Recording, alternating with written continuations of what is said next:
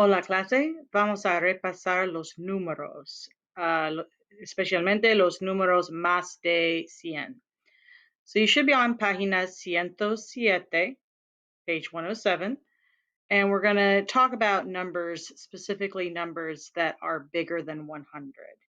So on 107, you'll see a list, as you can see here, and it has the hundreds all the way up to 1,000 and even up through 1,000,000. So real quick, I'm going to go through and do some pronunciation, especially for the ones that are tricky. So 100, 200, 300, 400, 500 is one that often gives people trouble. 600, 700, 800,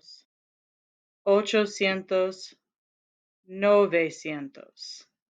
Then we have mil, and we have un millón, although some places will use there's un millón, and then sometimes you'll see mil millón for billions, although I've also seen billón, which is anglicized. Okay, the biggest thing you have to remember with numbers that are bigger than 100 is that they use cien for the number 100, but for everything else they use ciento. So like if you want to say 101, you say 101. If you want to say 137, you say 137. Bien?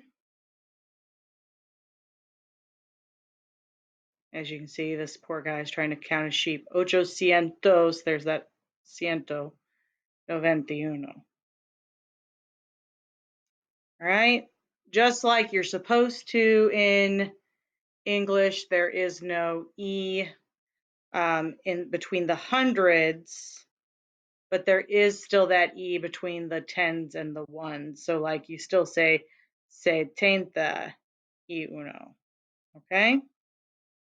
And the other thing that people mess up is if you are dealing with years, we always want to say those as 1971. We want to split it into two groups.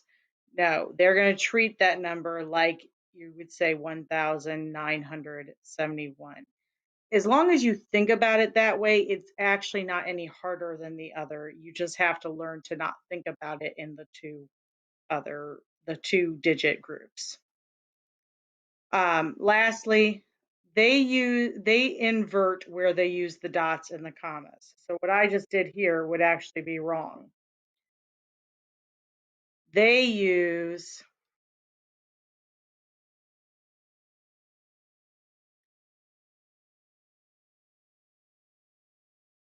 the dot where we would use a comma. So they would say this with the dot here is 1971, whereas this would actually be 1.97, so like $1.97. I won't make you do that too often, and I will understand if you invert them, but I did do that on your homework. I intentionally used the dot where they would use the dot for the comma, so I just wanted you to be aware of it. And that should be all you need to do your homework. Si tienes preguntas, pregúntame. If you have questions, as always, come ask me. Buena suerte. Adios.